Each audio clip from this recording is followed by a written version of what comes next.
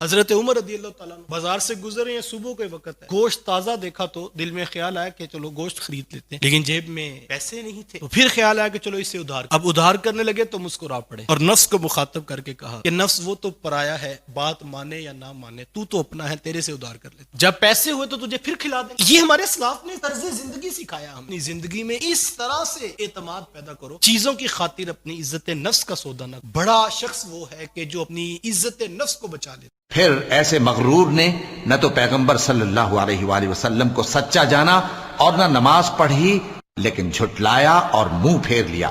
پھر اپنے گھر والوں کے پاس اکڑتا ہوا چل دیا۔ خرابی ہے تیری، خرابی پر خرابی ہے، پھر خرابی ہے تیری، خرابی پر خرابی ہے۔ اللہ آسمانوں اور زمین کا نور ہے، اس کے نور کی مثال ایسی ہے کہ گویا ایک طاق ہے جس میں ایک چراغ ہے،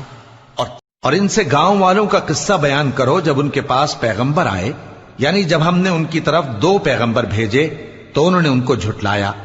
پھر ہم نے تیسرے سے تقویت دی تو انہوں نے کہا کہ ہم تمہاری طرف پیغمبر ہو کر آئے ہیں۔ وہ بولے کہ تم اور کچھ نہیں مگر ہماری طرح کے آدمی ہو، اور رحمان نے کوئی چیز بھی نازل نہیں کی، تم محض جھوٹ بولتے ہو۔ اور جب ہمارے فرشتے ابراہیم کے پاس خوشی کی خبر لے کر آئے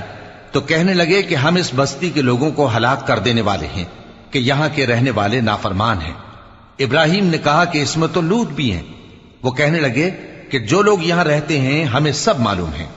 ہم ان کو اور ان کے گھر والوں کو بچا لیں گے بجز ان کی بیوی کے کہ وہ پیچھے رہنے والوں میں ہوگی۔ حضرت عائشہ صدیقہ رضی اللہ تعالیٰ عنہ فرماتی ہیں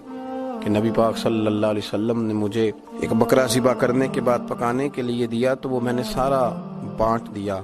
صرف بکرے کی ایک دستی رکھی۔ سرکار کے تناول کرنے کے لیے حضور گھر تشریف لائے تو فرمایا کچھ بچا ہے؟ میں نے عرض کی یا رسول اللہ صلی اللہ علیہ وسلم بس یہ ایک حصہ بچا ہے، باقی تو سارا دے دیا۔ تو حضور نے فرمایا نہیں عائشہ، جو تم نے دے دیا وہ سارا بچ گیا، اس لیے کہ وہ آخرت کے لیے جمع ہو گیا۔ آخرت کے لیے کچھ جمع کریں، سارا بندوبست جینے کے لیے نہیں کریں، کچھ مرنے کے لیے بھی کریں، قبر حشر آخرت کی تیاری کے لیے بھی کچھ کریں۔ اللہ سمجھنے کی توفیق عطا فرمائے۔ قرآن مجید کی تلاوت اگر تمہاری زندگی کا معمول بن گیا تو تلاوت ایسا نور ہے جو دلوں کے زنگ اتار دیتا ہے اور اللہ کی معرفت کا رنگ چڑھا دیتا ہے۔ اس لیے 2 چیزیں دلوں کے زنگ اتارتی، ایک کثرت کے ساتھ موت کو یاد، اس کے لیے کوئی نصاب نہیں پڑھنا پڑتا، کسی کے پاس جا کے بیٹھنا نہیں پڑتا، یہ خاموش مبلغ ہے، اس مبلغ کو سننے کے لیے سفر کر کے نہیں جانا پڑتا، اس کو کسی ٹیپ ریکارڈر کے اندر محفوظ کر کے